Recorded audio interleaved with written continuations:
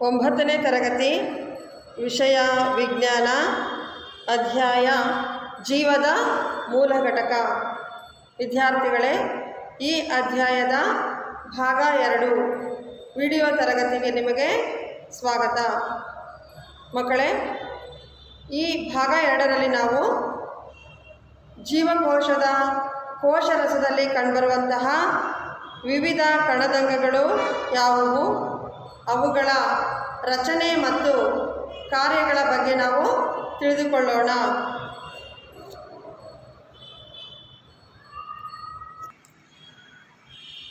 ವಿದ್ಯಾರ್ಥಿಗಳೇ, ಜೀವಕೋಶಗಳಲ್ಲಿ ವಿಭಿನ್ನ ರಾಸಾಯನಿಕ ಚಟುವಟಿಕೆಗಳನ್ನು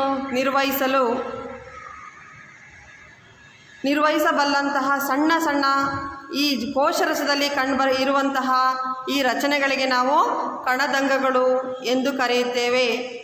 ಜೀವಕೋಶದ ಕೋಶರಸದಲ್ಲಿರುವಂತಹ ಈ ಸಣ್ಣ ರಚನೆಗಳಿಗೆ ನಾವು ಕಣದಂಗಗಳು ಎಂದು ಕರೆಯುತ್ತೇವೆ. ಸಂಯುಕ್ತ ಸೂಕ್ಷ್ಮದರ್ಶಕದಲ್ಲಿ ನಾವು ಕೋಶಪೊರೆ, ಕೋಶದ್ರವ್ಯ ಮತ್ತು ಕೋಶ ಕೇಂದ್ರವನ್ನು ಕಾಣಬಹುದು.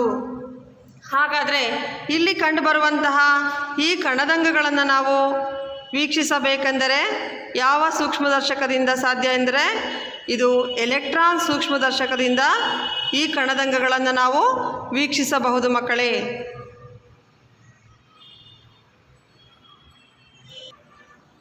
ಹಾಗಾದರೆ ಜೀವಕೋಶದಲ್ಲಿ ಕಂಡುಬರುವಂತಹ ಕಣದಂಗಗಳಿಗೆ ನೀವು ಉದಾಹರಣೆಯನ್ನು ಹೇಳ್ತಿರಲ್ವ ಮಕ್ಕಳೇ? ಹೌದು, ಮೈಟೋಕಾಂಡ್ರಿಯಾ, ಗಾಲ್ಗಿ ಸಂಕೀರ್ಣ, ಲೈಸೋಸೋಮ್, ಒಳಜೀವರಸಜಾಲ, ನ್ಯೂಕ್ಲಿಯಸ್, ರಸದಾನಿಗಳು ಇವೆಲ್ಲವೂ ಜೀವಕೋಶದಲ್ಲಿ ಕಂಡುಬರುವಂತಹ ಕಣದಂಗಗಳಾಗಿವೆ. ಈಗ ನಾವು ಜೀವಕೋಶದಲ್ಲಿ ಕಂಡುಬರುವಂತಹ ಕಣದಂಗಗಳ ರಚನೆ ಮತ್ತು ಕಾರ್ಯಗಳ ಬಗ್ಗೆ ತಿಳಿಯೋಣ. ಮಕ್ಕಳೇ, ನೀವು ಜೀವಕೋಶವನ್ನು ವೀಕ್ಷಿಸಿದಾಗ ಜೀವಕೋಶದಲ್ಲಿ ಕಂಡುಬರುವಂತಹ ಜಾಲದಂತಹ ಹರಡಿಕೊಂಡಿರುವಂತಹ ರಚನೆಗೆ ನಾವು ಎಂಡೋಪ್ಲಾಸ್ಮಿಕ್ ರೆಟಿಕ್ಯುಲಮ್ ಅಥವಾ ಒಳಜೀವರಸಜಾಲ ಎಂದು ಕರೆಯುತ್ತೇವೆ. ಎಂಡೋಪ್ಲಾಸ್ಮಿಕ್ ರೆಟಿಕ್ಯುಲಮ್ ಒಂದು ಪೊರೆ ಸಹಿತ ಕಣದಂಗ, ಪೊರೆ ಸಹಿತ ಕೊಳವೆ ಹಾಗೂ ಹಾಳೆಗಳ ಆಕಾರದ ದೊಡ್ಡ ಜಾಲ. ಇದರ ರಚನೆಯು ಕೋಶ ಪೊರೆಯಂತೆಯೇ ಇರುತ್ತದೆ. ಮಕ್ಕಳೇ, ಎಂಡೋಪ್ಲಾಸ್ಮಿಕ್ ರೆಟಿಕ್ಯುಲಮ್ನಲ್ಲಿ 2 ವಿಧಗಳಿವೆ. ಅವುಗಳು ಯಾವುವೆಂದರೆ ಒರಟು ಎಂಡೋಪ್ಲಾಸ್ಮಿಕ್ ರೆಟಿಕ್ಯುಲಮ್, ಮೃದು ಅಥವಾ ನಯವಾದ ಎಂಡೋಪ್ಲಾಸ್ಮಿಕ್ ರೆಟಿಕ್ಯುಲಮ್. ವಿದ್ಯಾರ್ಥಿಗಳೇ, ಒರಟು ಎಂಡೋಪ್ಲಾಸ್ಮಿಕ್ ರೆಟಿಕ್ಯುಲಮ್ ಚಿತ್ರದಲ್ಲಿ ಗಮನಿಸಿ. ಎಂಡೋಪ್ಲಾಸ್ಮಿಕ್ ರೆಟಿಕ್ಯುಲಮ್ನ ಮೇಲೆ ರೈಬೋಸೋಮ್ ಕಣಗಳು ಕಂಡುಬಂದರೆ ಸಣ್ಣ ಸಣ್ಣ ರವೆಯಾಕಾರದಂತಹ ರಚನೆಗಳಿಗೆ ನಾವು ರೈಬೋಸೋಮ್ಗಳೆಂದು ಕರೆಯುತ್ತೇವೆ. ಈ ಸಣ್ಣ ಕಣದಂಗಗಳಿಗೆ ರೈಬೋಸೋಮ್ಗಳೆಂದು ಕರೆಯುತ್ತೇವೆ.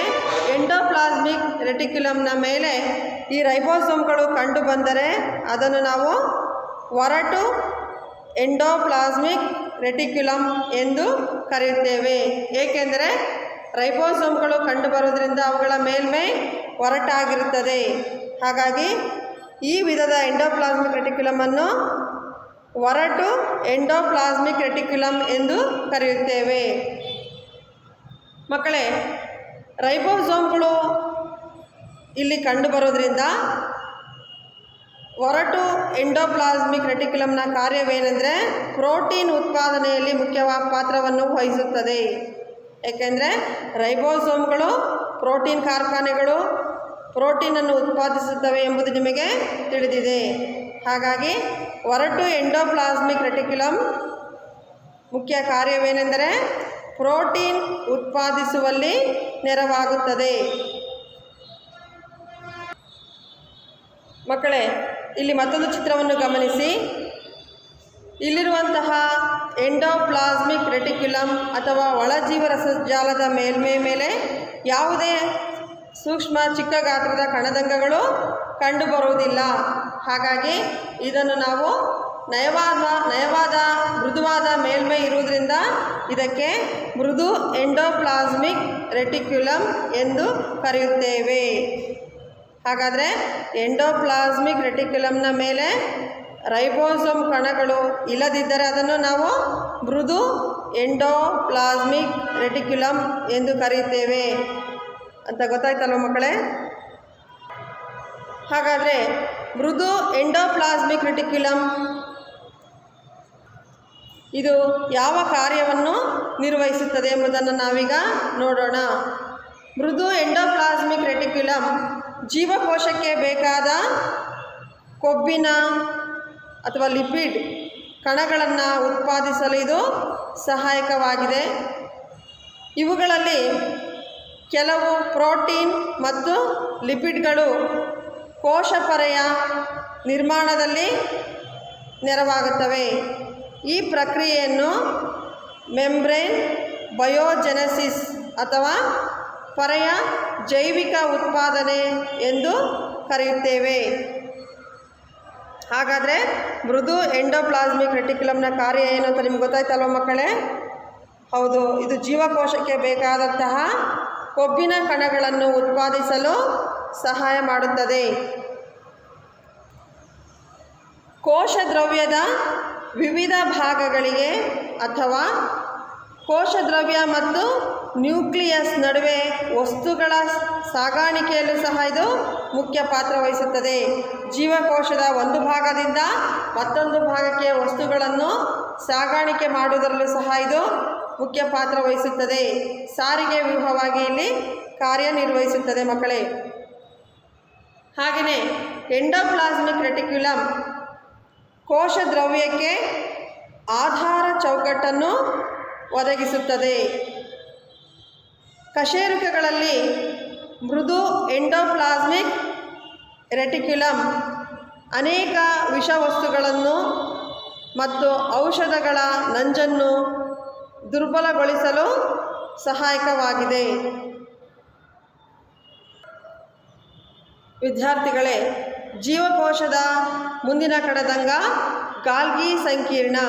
ಹಾಗಾದರೆ ಗಾಲ್ಗಿ ಸಂಕೀರ್ಣ ಎಂದರೇನು, ಇದರ ಕಾರ್ಯವೇನು ಎಂಬುದನ್ನು ನಾವೀಗ ತಿಳಿಯೋಣ. ಗಾಲ್ಗಿ ಸಂಕೀರ್ಣದ ಬಗ್ಗೆ ಮೊದಲಿಗೆ ವಿವರಣೆ ನೀಡಿದಂತಹ ವಿಜ್ಞಾನಿ ಎಂದರೆ ಕೆಮಿಲಿಯೋ ಗಾಲ್ಗಿ. ಹಾಗಾಗಿ ಆ ವಿಜ್ಞಾನಿಯ ಹೆಸರನ್ನು ಇಲ್ಲಿ ಇಡಲಾಗಿದೆ. ಇವು ಅಂದರೆ ಗಾಲ್ಗಿ ಸಂಕೀರ್ಣ ಪೊರೆ ಸಹಿತ ಕಣದಂಗವಾಗಿದೆ. ಪೊರೆಯಿಂದ ಆವೃತವಾದಂತಹ ಚೀಲಗಳಂಥ ರಚನೆಯನ್ನು ಹೊಂದಿವೆ. ಪೊರೆಯಿಂದ ಆವೃತವಾದಂತಹ ಚೀಲಗಳಂತಿದ್ದು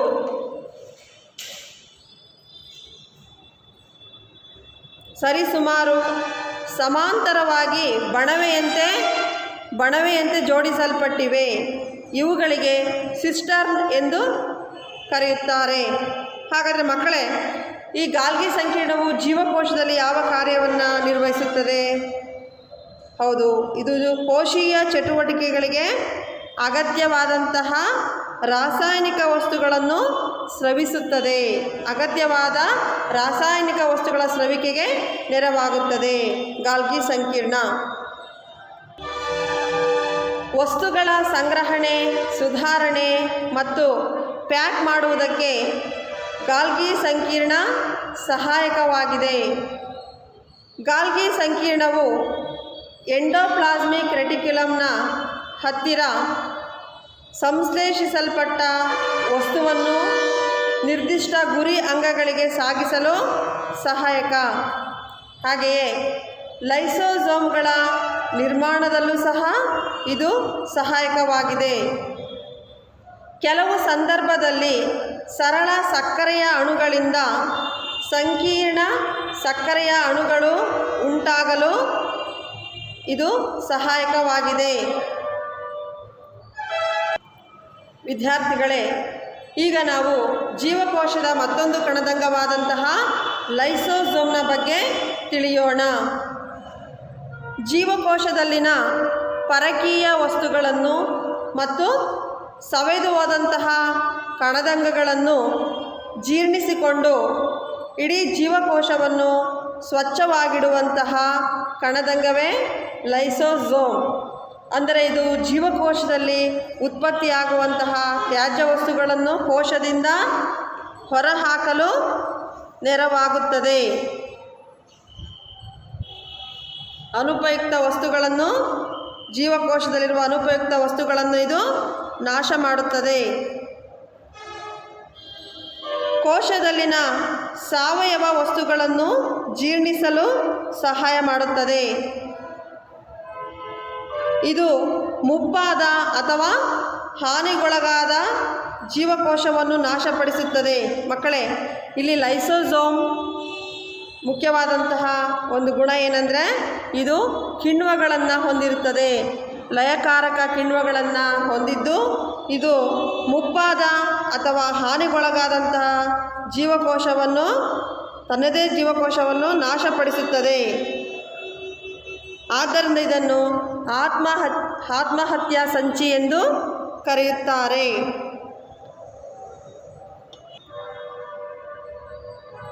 ಮತ್ತೊಮ್ಮೆ ಲೈಸೋಸೋಮ್ನ ಕಾರ್ಯಗಳನ್ನು ಗಮನಿಸಿ ಮಕ್ಕಳೇ.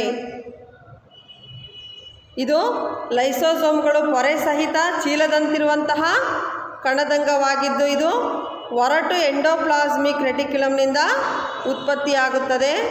ಇದರ ವಿಶಿಷ್ಟತೆ ಏನಪ್ಪ ಅಂದರೆ ಇದರಲ್ಲಿ ಜೀರ್ಣಕಾರಕ ಕಿಣ್ವಗಳಿದ್ದು ಎಲ್ಲ ಸಾವಯವ ಪದಾರ್ಥಗಳನ್ನು ವಿಭಜಿಸುವಂತಹ ಸಾಮರ್ಥ್ಯವನ್ನು ಹೊಂದಿರುತ್ತದೆ. ಕೋಶೀಯ ಚಯಾಪಚಯ ಕ್ರಿಯೆಗೆ ತೊಂದರೆಯಾದ ಸಮಯದಲ್ಲಿ ಲೈಸೋಸೋಮ್ಗಳು ಒಡೆದು ಹೋಗಿ ಅಲ್ಲಿರುವಂತಹ ಕಿಣ್ವಗಳು ಏನು ಮಾಡ್ತವೆ, ತಮ್ಮದೇ ಜೀವಕೋಶವನ್ನು ಜೀರ್ಣಿಸಿಕೊಳ್ಳುವುದರಿಂದ ಇವುಗಳಿಗೆ ಆತ್ಮಹತ್ಯಾ ಸಂಚಿಗಳು ಎಂದು ಕರೆಯುತ್ತಾರೆ. ಮಕ್ಕಳೇ, ಈಗ ನಾವು ಜೀವಕೋಶದ ಮುಂದಿನ ಕಣದಂಗವಾದಂತಹ ಮೈಟೋಕಾಂಡ್ರಿಯಾದ ಬಗ್ಗೆ ತಿಳಿಯೋಣ. ವಿದ್ಯಾರ್ಥಿಗಳೇ, ಮೈಟೋಕಾಂಡ್ರಿಯಾ ಈ ಕಣದಂಗವು ಜೀವಕೋಶದ ಶಕ್ತಿ ಉತ್ಪಾದನಾ ಕೇಂದ್ರವಾಗಿದೆ. ಚಿತ್ರದಲ್ಲಿ ಗಮನಿಸಿ ಮಕ್ಕಳೇ. ಈ ಮೈಟೋಕಾಂಡ್ರಿಯಾವು ಜೋಡಿ ಪೊರೆಯಿಂದ ಆವೃತವಾದಂತಹ ಕಣದಂಗವಾಗಿದೆ. ಹೊರಪೊರೆ ಮತ್ತು ಒಳಪೊರೆ ಎಂಬ ಎರಡು ಜೋಡಿ ಪೊರೆಗಳಿಂದ ಆವೃತವಾಗಿರುವಂತಹ ಕಣದಂಗವಾಗಿದೆ. ಹಾಗೆಯೇ ಒಳಗಿನ ಪೊರೆಯು ಆಳವಾದ ಮಡಿಕೆಗಳನ್ನು ಹೊಂದಿದೆ. ಈ ಮಡಿಕೆಗಳಿಗೆ ಕ್ರಿಸ್ಟೆಗಳು ಎಂದು ಕರೆಯುತ್ತೇವೆ. ವಿದ್ಯಾರ್ಥಿಗಳೇ, ಮೈಟೋಕಾಂಡ್ರಿಯಾದ ಕಾರ್ಯವೇನು ಎಂಬುದರ ಬಗ್ಗೆ ನಾವೀಗ ತಿಳಿಯೋಣ. ಮೈಟೋಕಾಂಡ್ರಿಯಾ ATP ಅಣುವಿನ ರೂಪದಲ್ಲಿ ಶಕ್ತಿಯನ್ನು ಬಿಡುಗಡೆ ಮಾಡುತ್ತದೆ. ATP ಎಂದರೆ ಅಡಿನೋಸಿನ್ ಟ್ರೈಫಾಸ್ಫೇಟ್. ಅಣುವಿನ ರೂಪದಲ್ಲಿ ಶಕ್ತಿಯನ್ನು ಬಿಡುಗಡೆ ಮಾಡುತ್ತದೆ. ಮಕ್ಕಳೇ, ಇಲ್ಲಿ ATP ಈ ಶಕ್ತಿಯ ಅಣುವನ್ನು ಜೀವಕೋಶದ ಚಲಾವಣೆಯಲ್ಲಿರುವ ಶಕ್ತಿಯ ನಾಣ್ಯ ಎಂದು ಕರೆಯಲಾಗುತ್ತದೆ. ಮೈಟೋಕಾಂಡ್ರಿಯಾವು ತನ್ನದೇ ಆದ DNA ಮತ್ತು ರೈಬೋಸೋಮ್ಗಳನ್ನು ಹೊಂದಿರುವಂತಹ ವಿಶಿಷ್ಟವಾದ ಕಣದಂಗವಾಗಿದೆ. ಆದ್ದರಿಂದ ಮೈಟೋಕಾಂಡ್ರಿಯಾಗಳು ತಮ್ಮದೇ ಕೆಲವು ಪ್ರೋಟೀನ್ಗಳನ್ನು ಸಂಶ್ಲೇಷಿಸಬಲ್ಲ ಸಾಮರ್ಥ್ಯವನ್ನು ಹೊಂದಿರುತ್ತವೆ. ಹೀಗೆ ಮೈಟೋಕಾಂಡ್ರಿಯಾಗಳು ಜೀವಕೋಶದಲ್ಲಿ ಶಕ್ತಿಯನ್ನು ಉತ್ಪತ್ತಿ ಮಾಡುವುದರಿಂದ ಇವುಗಳಿಗೆ ಶಕ್ತಿ ಉತ್ಪಾದಕ ಕೇಂದ್ರಗಳು ಎಂದು ಕರೆಯುತ್ತಾರೆ.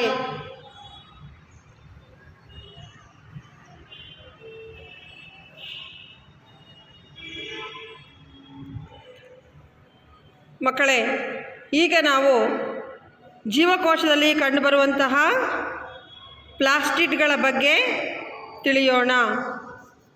ಹಸಿರು ಬಣ್ಣದ ಪ್ಲಾಸ್ಟಿಡ್ಗಳಿಗೆ ಕ್ಲೋರೋಪ್ಲಾಸ್ಟ್ಗಳು ಎಂದು ಕರೆಯುತ್ತಾರೆ. ಮಕ್ಕಳೇ, ಸಸ್ಯಗಳು ಹಸಿರಾಗಿರಲಿಕ್ಕೆ ಕಾರಣ ಅವುಗಳಲ್ಲಿರುವಂತಹ ಪತ್ರ ಹರಿತು ಎಂಬುದು ನಿಮಗೀಗಾಗಲೇ ತಿಳಿದಿದೆ. ಹಾಗಾದರೆ ಈ ಪತ್ರ ಹರಿತು ಕ್ಲೋರೋಪ್ಲಾಸ್ಟ್ ಎಂಬ ಕಣದಂಗಗಳಲ್ಲಿ ಇರುತ್ತದೆ. ಈ ಪ್ಲಾಸ್ಟಿಡ್ಗಳು ಹಾಗಾದರೆ ಯಾವ ಜೀವಕೋಶದಲ್ಲಿ ಮಾತ್ರ ಕಂಡುಬರುತ್ತದೆ? ಸಸ್ಯ ಜೀವಕೋಶದಲ್ಲಿ ಮಾತ್ರ ಕಂಡುಬರುವಂತಹ ಕಣದಂಗಗಳಾಗಿವೆ. ಈ ಪ್ಲಾಸ್ಟಿಡ್ಗಳು ಪ್ರಾಣಿ ಕೋಶದಲ್ಲಿ ಕಂಡುಬರುವುದಿಲ್ಲ.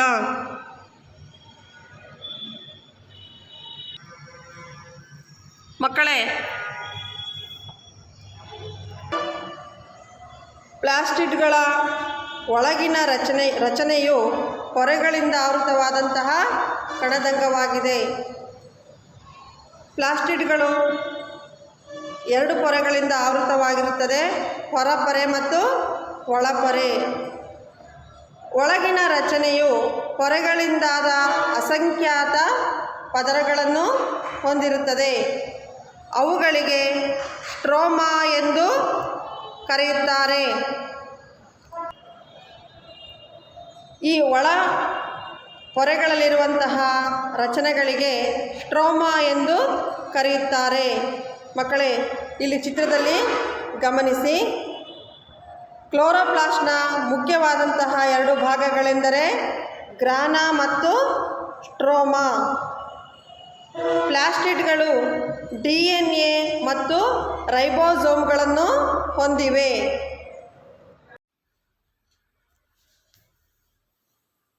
ವಿದ್ಯಾರ್ಥಿಗಳೇ, ಪ್ಲಾಸ್ಟಿಡ್ಗಳ ಒಳಗಿನ ರಚನೆಯು ಪೊರೆಗಳಿಂದಾದಂತಹ ಅಸಂಖ್ಯಾತ ಪದರಗಳನ್ನು ಹೊಂದಿದ್ದು ಈ ಪದರಗಳಿಗೆ ಸ್ಟ್ರೋಮಾ ಎಂದು ಕರೆಯುತ್ತೇವೆ ಎಂದು ನೀವು ತಿಳ್ಕೊಂಡ್ರಿ. ಹಾಗೆ ಮತ್ತೊಂದು ಭಾಗವಾದಂತಹ ಗ್ರಾನಾ, ಹಲವಾರು ಪೊರೆಗಳಿಂದಾದಂತಹ ನಾಣ್ಯಗಳು ಒಂದರ ಮೇಲೊಂದು ಇಟ್ಟಂತೆ ಕಾಣುವಂತಹ ಒಂದು ಭಾಗ ಏನಿದೆಯಲ್ಲ, ಇದಕ್ಕೆ ನಾವು ಗ್ರಾನಾ ಎಂದು ಕರೆಯುತ್ತೇವೆ.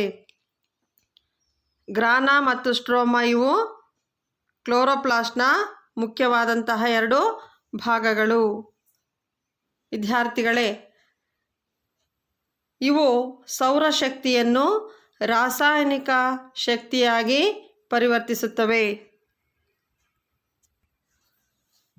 ಮಕ್ಕಳೇ, ಈಗ ನಾವು ಪ್ಲಾಸ್ಟಿಡ್ಗಳ ಪ್ರಕಾರಗಳ ಬಗ್ಗೆ ತಿಳಿಯೋಣ.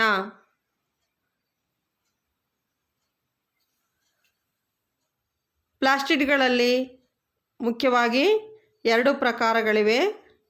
ಮೊದಲನೇದಾಗಿ ಕ್ರೋಮೋಪ್ಲಾಸ್ಟ್ಗಳು, ಹಾಗೆ ಎರಡನೆಯದಾಗಿ ಲ್ಯೂಕೋಪ್ಲಾಸ್ಟ್ಗಳು. ಕ್ರೋಮೋಪ್ಲಾಸ್ಟ್ಗಳು ಮತ್ತು ಲ್ಯೂಕೋಪ್ಲಾಸ್ಟ್ಗಳು ಇವು ಪ್ಲಾಸ್ಟಿಡ್ಗಳ 2 ಪ್ರಕಾರಗಳು.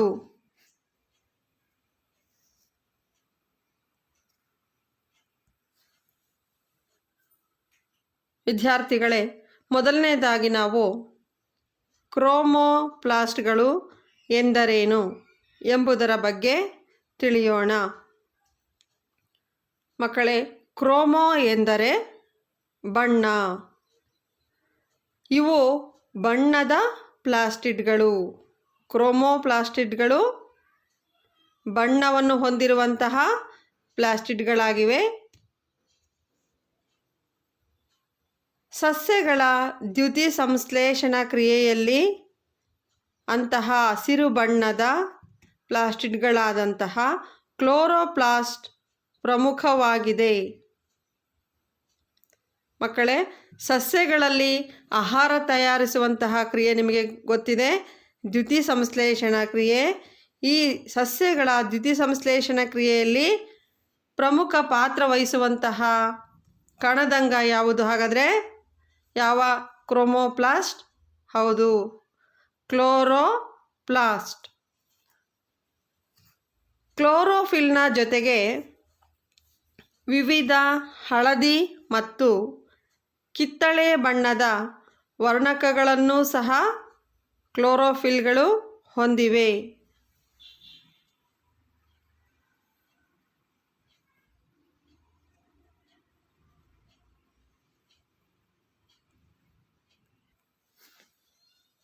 ಮಕ್ಕಳೇ, ಪ್ಲಾಸ್ಟಿಡ್ಗಳಲ್ಲಿ ಮತ್ತೊಂದು ಬಗೆಯ ಪ್ರಕಾರ ಎಂದರೆ ಲ್ಯೂಕೋಪ್ಲಾಸ್ಟ್ಗಳು.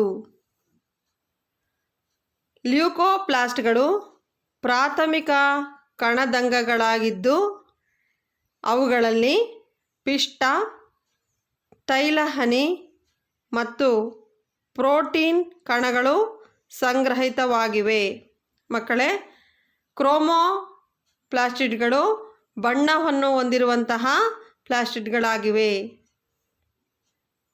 ಆದರೆ ಲ್ಯೂಕೋಪ್ಲಾಸ್ಟ್ಗಳು ಇವು ಪ್ರಾಥಮಿಕ ಕಣದಂಗಗಳಾಗಿದ್ದು ಏನನ್ನು ಸಂಗ್ರಹಿಸುತ್ತವೆ? ಇವು ಪಿಷ್ಟ, ತೈಲಹನಿ ಮತ್ತು ಪ್ರೋಟೀನ್ ಕಣಗಳನ್ನು ಇವು ಸಂಗ್ರಹಿತ ಮಾಡಿಕೊಂಡಿರುತ್ತವೆ.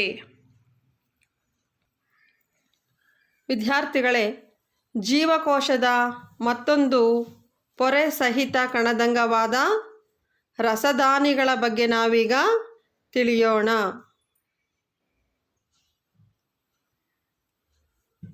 ಮಕ್ಕಳೇ, ರಸದಾನಿಗಳು ಘನ ಅಥವಾ ದ್ರವ ವಸ್ತುಗಳ ಸಂಗ್ರಹಣಾ ಚೀಲಗಳು.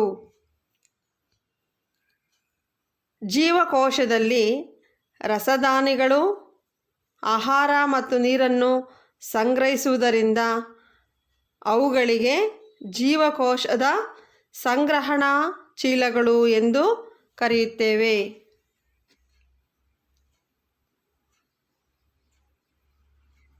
ಪ್ರಾಣಿ ಜೀವಕೋಶದಲ್ಲಿನ ರಸದಾನಿಗಳು ಗಾತ್ರದಲ್ಲಿ ಚಿಕ್ಕದಾಗಿರುತ್ತವೆ.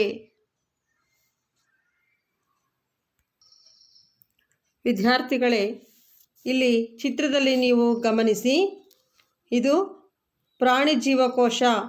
ಇಲ್ಲಿ ರಸದಾನಿ ಅಥವಾ ಕೋಶಾವಕಾಶವು ಗಾತ್ರದಲ್ಲಿ ಚಿಕ್ಕದಾಗಿರುತ್ತದೆ. ಹಾಗಾದರೆ ರಸದಾನಿಗಳು ಸಸ್ಯ ಜೀವಕೋಶದಲ್ಲಿ ಗಾತ್ರದಲ್ಲಿ ಹೇಗಿವೆ? ನೋಡಿ ಮಕ್ಕಳೇ, ಇಲ್ಲಿ ಚಿತ್ರದಲ್ಲಿ ನೀವು ಗಮನಿಸಿ, ರಸದಾನಿಗಳು ಸಸ್ಯ ಜೀವಕೋಶದಲ್ಲಿ ಗಾತ್ರದಲ್ಲಿ ದೊಡ್ಡದಾಗಿರುತ್ತವೆ.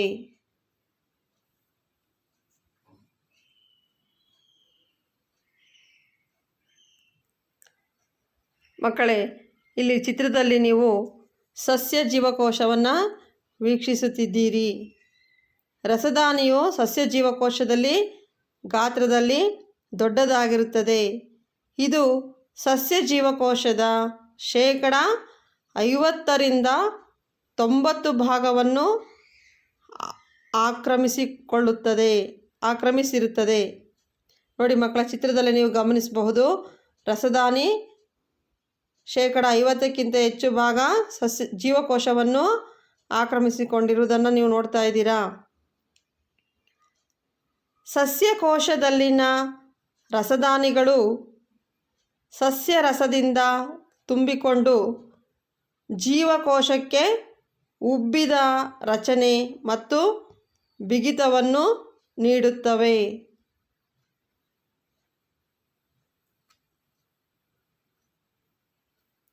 ರಸದಾನಿಗಳು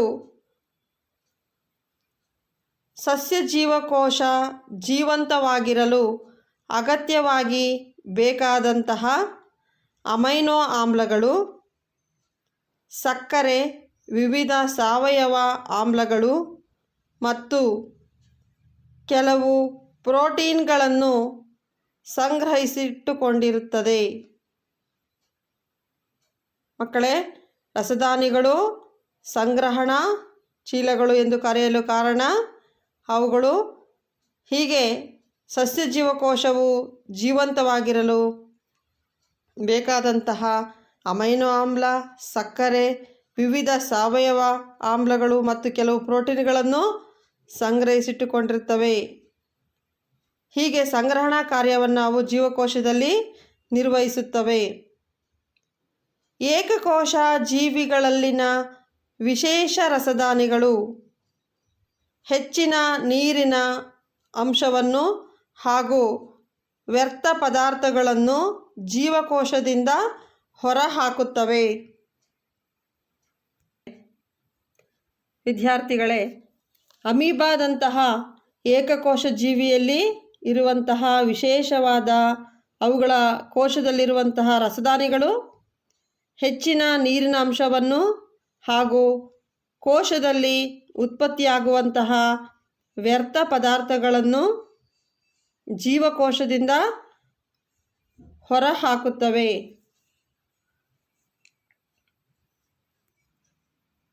ಮಕ್ಕಳೇ, ಜೀವಕೋಶದಲ್ಲಿ ಕಂಡುಬರುವಂತಹ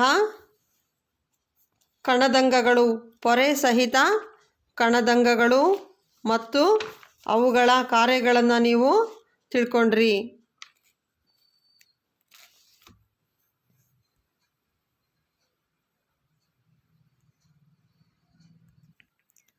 ವಿದ್ಯಾರ್ಥಿಗಳೇ, ಮತ್ತೊಮ್ಮೆ ಜೀವಕೋಶದ ಭಾಗಗಳು ಮತ್ತು ಅವುಗಳ ಕಣದಂಗಗಳ ಕಾರ್ಯಗಳನ್ನು ಗಮನಿಸಿ.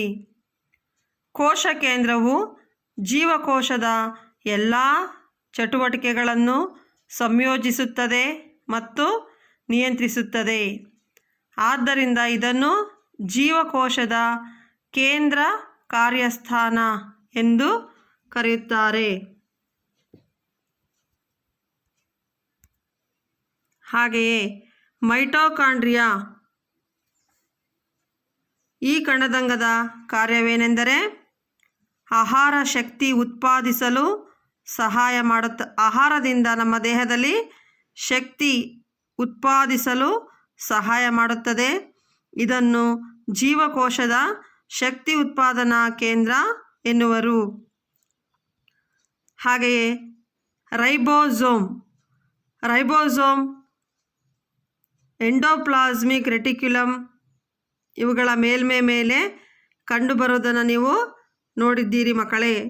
ಹಾಗಾದರೆ ಈ ರೈಬೋಸೋಮ್ಗಳ ಕಾರ್ಯ ಪ್ರೋಟೀನ್ ಸಂಶ್ಲೇಷಣೆಗೆ ಇವು ಸಹಾಯ ಮಾಡುತ್ತವೆ. ಆದ್ದರಿಂದ ರೈಬೋಸೋಮ್ಗಳನ್ನು ಪ್ರೋಟೀನ್ ಕಾರ್ಖಾನೆಗಳು ಎಂದು ಕರೆಯುತ್ತಾರೆ. ಅಂದರೆ ಕೋಶದ ಪ್ರೋಟೀನ್ ಕಾರ್ಖಾನೆಗಳಾಗಿವೆ. ವಿದ್ಯಾರ್ಥಿಗಳೇ, ಕೇಂದ್ರ ಬಿಂದು ಅಥವಾ ಸೆಂಟ್ರಿಯೋಲ್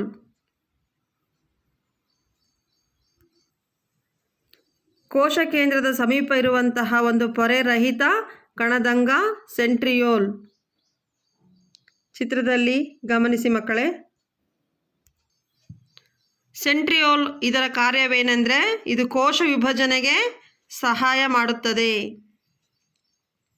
ಹಾಗೆಯೇ ರಸದಾನಿ ಅಥವಾ ಕೋಶಾವಕಾಶವು ಕೋಶದಲ್ಲಿ ಉತ್ಪತ್ತಿಯಾಗುವಂತಹ ತ್ಯಾಜ್ಯ ವಸ್ತುಗಳನ್ನು ಸಂಗ್ರಹಿಸಿಡುತ್ತದೆ ಹಾಗೂ ನೀರು ಮತ್ತು ಆಹಾರಗಳನ್ನು ಸಂಗ್ರಹಿಸುತ್ತದೆ. ಹಾಗೆಯೇ ಎಂಡೋಪ್ಲಾಸ್ಮಿಕ್ ರೆಟಿಕ್ಯುಲಮ್ ವಿವಿಧ ವಸ್ತುಗಳನ್ನು ಕೋಶದ ಒಂದು ಭಾಗದಿಂದ ಮತ್ತೊಂದು ಭಾಗಕ್ಕೆ ಮತ್ತು ಒಂದು ಕೋಶದಿಂದ ಇನ್ನೊಂದು ಕೋಶಕ್ಕೆ ಸಾಗಿಸುತ್ತದೆ. ಮಕ್ಕಳೇ, ಮತ್ತೊಂದು ಕಣದಂಗ ಗಾಲ್ಗಿ ಸಂಕೀರ್ಣ ಕೋಶೀಯ ಚಟುವಟಿಕೆಗಳಿಗೆ ಅಗತ್ಯವಿರುವಂತಹ ರಾಸಾಯನಿಕಗಳನ್ನು ಇದು ಸ್ರವಿಸುತ್ತದೆ. ಹಾಗೆಯೇ ಲೈಸೋಸೋಮ್ ಪ್ರಾಣಿ ಜೀವಕೋಶದಲ್ಲಿ ಕಂಡುಬರುವಂತಹ ಭಿನ್ನವಾದ ಒಂದು ರಸದಾನಿ ಅಥವಾ ಕೋಶಾವಕಾಶವಾಗಿದ್ದು ಕೋಶದಲ್ಲಿ ಇರುವಂತಹ ಸಾವಯವ ವಸ್ತುಗಳನ್ನು ಜೀರ್ಣಿಸಲು ಇದು ಸಹಾಯ ಮಾಡುತ್ತದೆ. ಲೈಸೋಸೋಮ್ ಮುಪ್ಪಾದ ಅಥವಾ ಹಾನಿಗೊಳಗಾದ ತನ್ನದೇ ಜೀವಕೋಶವನ್ನು ನಾಶಪಡಿಸುತ್ತದೆ. ಆದ್ದರಿಂದ ಇದನ್ನು ಜೀವಕೋಶದ ಆತ್ಮಹತ್ಯಾ ಸಂಚಿ ಎಂದು ಕರೆಯುತ್ತಾರೆ.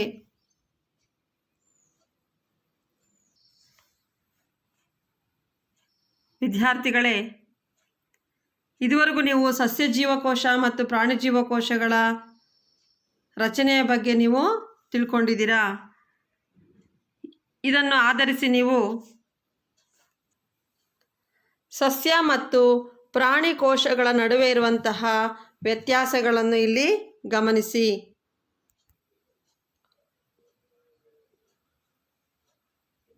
ಆಕಾರದಲ್ಲಿ ಗಮನಿಸುವುದಾದರೆ ಸಸ್ಯ ಜೀವಕೋಶವು ಪೆಟ್ಟಿಗೆ ಆಕಾರದಲ್ಲಿರುತ್ತದೆ ಸಾಮಾನ್ಯವಾಗಿ.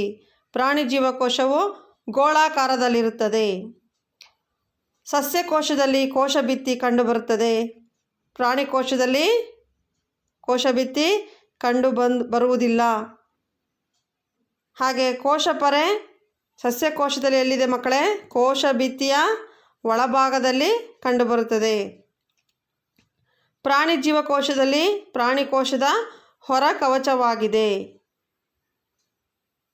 ರಸದಾನಿ ನೀವು ಚಿತ್ರದಲ್ಲಿ ಆಗಲೇ ನೋಡಿದಿರಿ. ರಸದಾನಿ ಏನಾಗಿದೆ?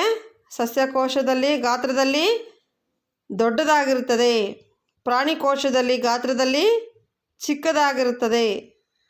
ಹಾಗೆಯೇ ಕ್ಲೋರೋಪ್ಲಾಸ್ಟ್ಗಳು ಯಾವ ಜೀವಕೋಶದಲ್ಲಿ ಕಂಡುಬರುತ್ತವೆ? ಸಸ್ಯಕೋಶದಲ್ಲಿ ಮಾತ್ರ ಕಂಡುಬರುತ್ತದೆ. ಪ್ರಾಣಿ ಜೀವಕೋಶದಲ್ಲಿ ಕಂಡುಬರುವುದಿಲ್ಲ. ಹಾಗೆಯೇ ಸೆಂಟ್ರಿಯೋಲ್ಗಳು ಮೇಲ್ವರ್ಗದ ಸಸ್ಯಗಳಲ್ಲಿ ಇರುವುದಿಲ್ಲ. ಸೆಂಟ್ರಿಯೋಲನ್ನು ನೀವು ಪ್ರಾಣಿ ಜೀವಕೋಶದಲ್ಲಿ ಆಗಲೇ ವೀಕ್ಷಿಸಿದ್ರಿ. ಪ್ರಾಣಿ ಜೀವಕೋಶದಲ್ಲಿ ಅದು ಕಂಡುಬರುತ್ತದೆ.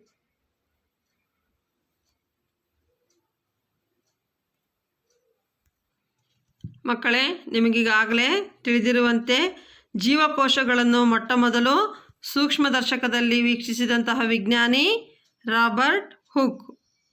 ರಾಬರ್ಟ್ ಹುಕ್ನ ಮೊದಲ ಸೂಕ್ಷ್ಮದರ್ಶಕ ಗಮನಿಸಿ ಮಕ್ಕಳೇ. ಹಾಗೆಯೇ ರಾಬರ್ಟ್ ಹುಕ್ ಬೆಂಡಿನ ಕೋಶಗಳನ್ನು ಜೀವಕೋಶದಲ್ಲಿ ವೀಕ್ಷಿಸಿದಾಗ ಕಂಡುಬಂದಂತಹ ಸಣ್ಣ ಕೋಣೆಯಂಥ ರಚನೆಗಳು. ಮಕ್ಕಳೇ, ಜೀವಕೋಶದ ಆವಿಷ್ಕಾರ ಆಧುನೀಕರಣಗೊಂಡಂತೆ ಸೂಕ್ಷ್ಮದರ್ಶಕ ಯಂತ್ರಗಳ ಆವಿಷ್ಕಾರ ಆಧುನೀಕರಣಗೊಂಡಂತೆ ಜೀವಕೋಶಗಳ ಅಧ್ಯಯನ ಹೆಚ್ಚು ಹೆಚ್ಚು ಬೆಳೆಯುತ್ತಾ ಹೋಯಿತು. ಎಲೆಕ್ಟ್ರಾನ್ ಸೂಕ್ಷ್ಮದರ್ಶಕ. ನಾವು ಜೀವಕೋಶದಲ್ಲಿ ಕಂಡುಬರುವಂತಹ ಕಣದಂಗಗಳನ್ನು ಯಾವ ಸೂಕ್ಷ್ಮದರ್ಶಕದಲ್ಲಿ ವೀಕ್ಷಿಸಬಹುದು ಮಕ್ಕಳೇ? ಎಲೆಕ್ಟ್ರಾನ್ ಸೂಕ್ಷ್ಮದರ್ಶಕ ಯಂತ್ರ.